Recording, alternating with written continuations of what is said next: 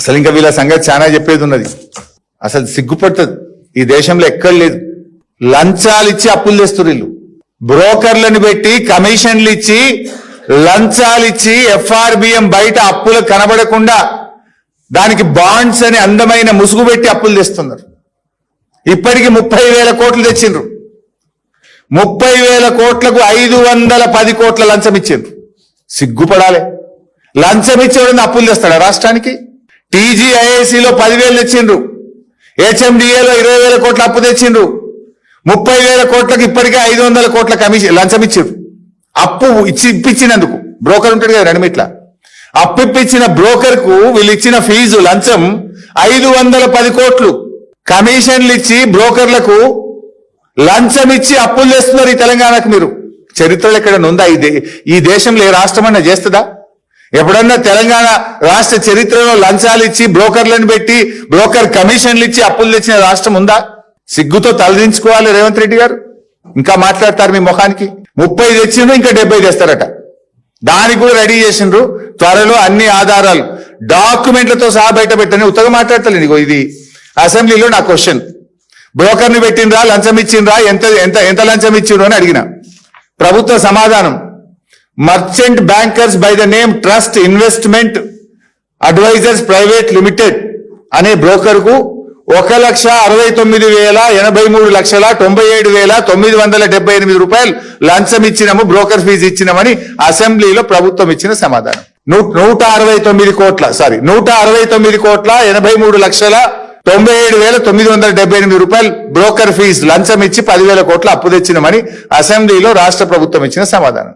ఇది 10,000 కోట్లకు 169 కోట్లు ఇచ్చిండ్రు. మళ్ళొకసారి అసెంబ్లీలో అడిగిన, ఇది నాకు డౌట్ వచ్చింది, వీళ్ళు అంతటా లేపుతుర్రా ఈ పైసలు, ఇది టీజీఐసీలు లేపినట్టు హెచ్ఎండిఏలు కూడా లేపుంటారని క్వశ్చన్ అడిగిన.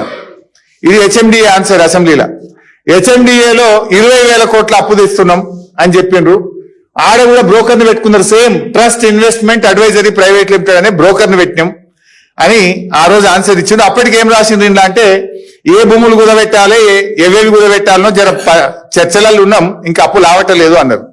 ఇది చాలా రోజులు. ఇది అసెంబ్లీలో ఆన్సర్ వచ్చి దాదాపు 6 నెలలు ఏడాది అయింది. ఆల్రెడీ ఇక్కడ లేపిండ్రు, ఈడ కూడా బ్రోకర్ ఫీజు ఇచ్చారు. ఇది 20, అది 10, 30,000 కోట్లు అప్పు అనకుండా దీనికి బాండ్స్ అనే అందమైన ముసుగు పెట్టి హెచ్ఎండిఏ భూములు, టీజీఐసి భూములు కుదబెట్టి బ్రోకర్లను పెట్టి 500 కోట్లు లంచాలు ఇచ్చి బ్రోకర్ ఫీజు ఇచ్చి ఇవాళ 30,000 కోట్ల అప్పు తెచ్చిండ్రు. ఈ 30 జాలయట. ఇప్పుడు 3 కార్పొరేషన్లు చేసిండ్రు కదా, ఎన్పిడిసిఎల్, ఎస్పీడిసిఎల్, రైతు డిస్కామ్. ఆ మూడింటి మీద లేపుతారట. దానికి 10 ఈడొక 3 కార్పొరేషన్లు చేసిండ్రు కదా, జిహెచ్ఎంసి, సైబరాబాద్, మల్కాజ్గిరి. దీని మీద ఒక 30 లేపుతారట. ఇప్పుడు దీనికి 30, అవి 30, 60. ఆల్రెడీ ఒక 30 లేపిండ్రు, 90. జిహెచ్ఎంసి ఒక 10. మొత్తానికి 1,00,000 కోట్లు బ్రోకర్ ఫీజులు ఇచ్చి లేపుతారట పైసలు. అంటే ఇప్పటికే తెచ్చిన 30కే 500 కోట్లు ఇచ్చిండ్రు. ఇంకా 70,000 కోట్లు లేపాలంటే అదో 1,200 కోట్లు లంచం. అంటే అదో 1,200, ఇదో 500, అంటే 1,710 కోట్ల రూపాయల లంచాలు ఇచ్చి బ్రోకర్ ఫీజులు ఇచ్చి 1,00,000 కోట్ల రూపాయల అప్పు ముసుగులో అందమైన పేరు బాండు. అది అప్పే 1,00,000 కోట్లు తెస్తుంది. ఇంకా మీరు మా గురించి మాట్లాడతారు. ఇవన్నీ లెక్కలు తీస్తే మీ ముఖ్యమంత్రి గారు ఇప్పుడు చెప్పే కదా 347 కాదు, ఇవన్నీ కలిపితే చాలా ఎక్కడికో పోతుంది. ఇంకా ఇవి దాస్తున్నారు మీరు. నేనంటే బాండ్లు అంటున్నారు, భూములు కుదబెట్టి తెస్తున్నారు. మీరు అమ్మిన భూములు 30,000 కోట్లు. ఇలా లాస్ట్కు స్కూల్ కడదాం, దవాఖాన కడదాం, బొందల గడ్డకు కూడా జాగ లేకుండా బిట్లు వెతికి హెచ్ఎండిఏ భూములు, టీజీఐసి భూములు, హౌసింగ్ బోర్డు భూములు, 30,000 కోట్ల రూపాయల భూములు అమ్మిండ్రు. ఆ లెక్కలు చెప్పరు. బాండ్ల పేరు మీద తెచ్చిన అప్పులు చెప్పరు. అవి కాకనే 347 అయిందని 4 నెలల కింద చెప్పిండు రేవంత్ రెడ్డి. ఇవి కలిపితే, ఈ 4 నెలలది కలిపితే 400 దాటుతుంది. మీరు మా గురించి మాట్లాడతారు.